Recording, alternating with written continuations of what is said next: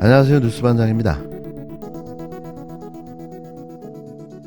하루가 지났지만 여전히 지금도 화제입니다. 어제였죠. 윤석열 대통령은 취임 후 첫 번째인 77주년 광복절을 맞아 우렁차고 당당하게 머리를 도리도리 흔들어대며 한일 관계 개선 의지를 밝혔습니다. 그 내용이 하도 기가 막혀 계속 회자되고 있는데요. 느닷없이 24년 전 일본의 과거사 반성이 담긴 김대중 오부치 선언을 계승하자고 외쳐댄 윤 대통령. 하지만 일본은 반성의 모습을 보이지 않았습니다. 같은 날인 15일 어김없이 일본의 자민당과 정부 고위 인사들이 야스쿠니 신사를 참배했는데요. 윤 대통령의 모습이 닥쳤던 개가 지붕만 바라보는 신세로 전락하고 말았습니다. 취임 전부터 일본에 끊임없는 구애를 하며 한일관계 회복을 줄기차게 외쳐댔던 윤 대통령. 우리가 뭐가 아쉬워 이리도 애걸복걸 하는 걸까요? 진정한 반성과 사과, 그리고 배상은 받아야 하는 거 아닙니까? 최소한 대한민국의 자존심은 지켜야 하는 게 인지상정일 텐데요. 어김없이 헛발질을 또 하고만 윤석열 대통령. 한심하다 못해 보고 있는 모든 국민들이 답답하기만 합니다. 존경하는 국민 여러분, 과거 우리의 자유를 되찾고 지키기 위해 정치적 지배로부터 벗어나야 하는 대상이었던 일본은 이제 세계 시민의 자유를 위협하는 도전에 맞서 함께 힘을 합쳐 나아가야 하는 이웃입니다. 한일 관계가 보편적 가치를 기반으로 양국의 미래와 시대적 사명을 향해 나아갈 때 과거사 문제도 제대로 해결될 수 있습니다. 한일 관계의 포괄적 미래상을 제시한 김대중 오부치 공동선언을 계승하여 한일 관계를 빠르게 회복하고 발전시키겠습니다. 양국 정부와 국민이 서로 존중하면서 경제, 안보, 사회, 문화에 걸친 폭넓은 협력을 통해 국제사회의 평화와 번영에 함께 기여해야 합니다. 광복절 기념식에서 윤 대통령은 지난 1998년 김대중 전 대통령과 당시 일본 총리가 발표한 한일 관계를 위한 공동선언을 계승하겠다고 밝혔습니다. 김대중 오부치 선언엔 과거 침략에 대한 반성이 담겼지만 정작 패전일을 맞은 일본은 정반대 행보를 보였는데요. 윤 대통령의 이런 발언을 무색하게 만들어버린 거죠. 기시다 총리는 엉뚱한 이야기만 늘어났습니다. 일본은 역사의 교훈을 깊이 가슴에 새겨 세계 평화와 번영에 힘써왔다는 건데요. 그러면서 그가 한 일은 A급 전범들이 합사된 야스쿠니에 사비를 들여 공물을 보냈습니다. 전쟁을 일으킨 데 대한 성찰이나 반성이 전혀 없는 건데요. 일본 강요들도 잇따라 야스쿠니 신사를 참배했습니다. 지난 13일에는 경제산업상에 이어 15일에는 경제안보보장 담당상과 부흥상이 직접 야스쿠니를 참배했는데요. 정부 대변인격인 관방장관은 야스쿠니 참배를 두두라는 발언도 서슴지 않았습니다. 마츠노 히로가츠 일본 관방장관은 국가를 위해 목숨을 바친 분들에게 존경의 뜻을 나타내는 것은 당연한 거라고 밝혔는데요. 우리 외교부는 일본 정부와 지도자들의 참배에 실망과 깊은 유감을 표시했습니다. 이렇게 매년 일본 고위 인사들은 야스쿠니 신사 참배를 이어가고 있는데요. 더 놀라운 사실은 일본 총리와 강요들의 야스쿠니 신사 참배를 윤석열 정부가 이미 알고 있었다는 사실입니다.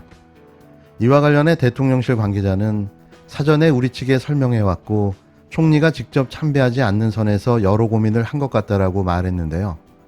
그러면서 야스쿠니 신사 참배는 일본에 멈출 수 없는 관습이라고 설명했습니다. 대한민국 정부가 일본의 야스쿠니 신사 참배를 옹호하고 나선 건데요. 이게 올바른 정신을 가진 자들이 할 수 있는 말인가요?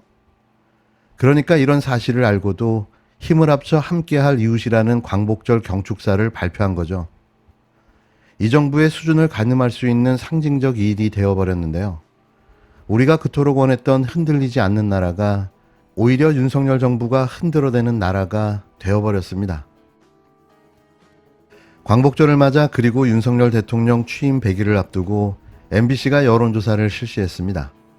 윤 대통령이 잘하고 있다는 긍정평가가 28.6%였고 부정평가가 66%로 그 2배 이상이 많았는데요. 김건희 씨에 대한 부정평가도 60%를 훌쩍 넘겼습니다. 윤석열 대통령이 국정 운영을 잘한다는 긍정평가는 28.6%, 못한다는 부정평가는 66%로 부정평가가 2배 이상 높게 나왔는데요. 좀 더 구체적으로는 매우 잘하고 있다 9.9%, 잘하는 편이다 18.7%, 잘못하는 편이다 22.2%, 매우 잘못하고 있다 43.8%로 나타나 매우 잘못한다는 답변만 40%를 넘었습니다. 연령별로는 20대, 30대, 40대, 50대에서 부정평가가 높게 나타났는데요. 60대와 70대 이상은 오차범위 내로 집계됐습니다. 김건희 씨가 대통령 부인으로서 역할을 잘하고 있다고 생각하는지도 물었는데요. 긍정평가 29.6%, 부정평가 61.1%로 부정평가가 크게 앞섰습니다. 제발 나대지 말라는 시그널인 거죠. 이어진 여론조사에서는 최근 비상대책 체제로 전환한 국힘당에 대해 물었는데요. 이런 위기 상황을 가져온 가장 큰 책임이 누구에게 있는지 물었습니다. 이른바 윤핵관으로 불리는 대통령의 측근이라는 응답이 35.5%로 가장 많았고 윤석열 대통령이 28.6%, 이준석 당대표가 22.5%였는데요. 하지만 국힘당 지지층만 보면 이준석 대표의 책임을 가장 크게 받고 그 다음엔 윤핵관, 윤 대통령 순이었습니다. 국힘당 차기 당대표가 누가 가장 낫다고 보는지 물었더니 없다라는 응답을 제외하고 유승민 전 의원이 21.4%로 가장 많았는데요. 안철수 의원이 15.3%로 그 다음이었고 이준석 대표 11.5%, 나경원 전 의원이 8.4%로 뒤를 이었습니다. 하지만 마찬가지로 국힘당 지지층만 보면 결과가 달라졌는데요. 차기 당대표로 안 의원을 꼽은 답변이 24.3%로 가장 많았고 나경원, 이준석 대표에 이어 유 전 의원은 8%에 그쳤습니다. 정부 여당이 펼치고 있는 주요 정책에 대한 평가도 물었는데요. 법무부가 검찰 수사권을 확대하는 시행령을 발표한 데 대해선 대통령령으로 정하는 중요 범죄를 구체적으로 규정한 것으로 적절하다는 응답이 33.9%, 사실상 국회의 입법 취지를 무력화시키는 것으로 부적절하다는 응답이 55.7%로 부적절하다는 답변이 20%포인트를 넘게 앞섰는데요. 아마도 한동훈 장관이 뜨끔했을 겁니다. 지난 2019년 탈북어민 북송 사건에 대한 검찰 수사에 대해 북송 과정에 의혹이 있으므로 검찰 수사에 문제가 없다는 의견이 42%, 문재인 정부에 대한 보복성 수사가 적절하지 않다는 의견이 46.8%로 오차범위 안으로 나타났는데요. 법인세와 소득세 등 세율을 낮추는 세제 개편에 대해선 소비 촉진과 기업 활성화에 도움이 되므로 찬성한다가 42%, 부자와 기업 중심의 감세에 반대한다는 의견이 51.3%로 반대가 앞섰습니다. 이번 조사는 MBC가 코리아 리서치에 의뢰해 지난 10일부터 13일까지 이틀 동안 실시했으며 그 밖의 사항은 중앙선거 여론조사 심의위원회 홈페이지를 참조하시면 되는데요. 놀랍지 않습니까? 국민들의 현명한 판단, 물론 수치의 차이는 있었지만 정확하게 방향성을 제시하고 있는데요. 결과는 윤석열 대통령이 잘못하고 있다는 거죠. 이걸 보고 정신을 좀 챙겼으면 하는 바람입니다. 지금 상황을 보면요. 굉장히 특이한 게 뭐냐면 당이 비상사태를 선포하고 비대위로 갔거든요. 그런데 일반적인 그 여당 같은 경우에는 대통령이라는 분은 보통 선출된 최고 우두머리이기 때문에 국민들의 대통령, 직선제 대통령에 대한 신뢰는 대단합니다. 네. 그래서 보통 대통령에 대한 호감도를 바탕으로 여당의 지지율이 그걸 쫓아가는 대통령이 지지율을 견인하는 모양새를 많이 보이거든요.